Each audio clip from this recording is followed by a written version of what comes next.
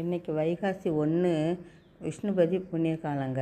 இந்த காலத்தில் நம்ம வீட்டில் ஊரில் கொடிமரம் இருக்கிற பெருமாள் கோயில் இருக்குது, பார்க்கணும். அங்கே போய் சுற்றலாம். 27 சுற்று சுற்றிட்டு வரலாம்.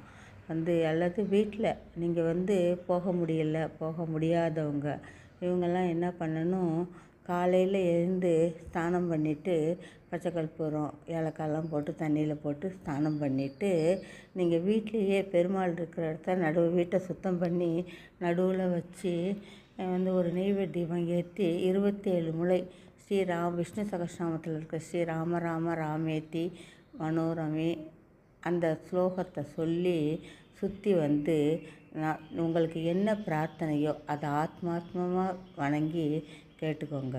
முடியாதவங்களுக்கு அதுதான் நம்ம வீட்லேயே செஞ்சுக்கலாம். ஏன்னா நிறைய இடத்துல கொடிமரம் இல்லாத ஊர்லலாம் இருக்கும் இல்லையா கோயில், அதில் வீட்லேயே செஞ்சுக்கலாம். நன்றி, வணக்கம்.